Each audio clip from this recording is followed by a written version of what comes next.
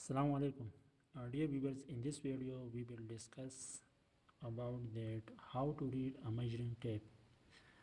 Measuring tape is a very important instrument that is used on construction site. So you should know that how to read a measuring tape. Uh, Anyone who are working on construction site, so they should know that how to read a measuring tape. So this is a measuring tape. So how to read in this measuring tape?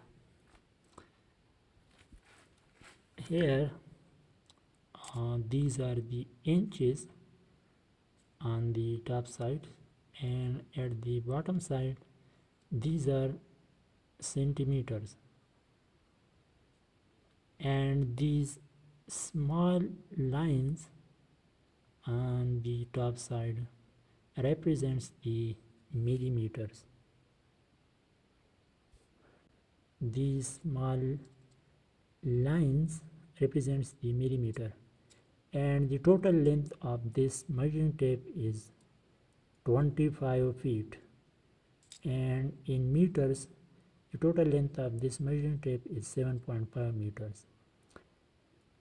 And at the bottom these 1 2 3 4 5 6, these are the centimeters, and these small lines between the centimeters also represents the millimeter.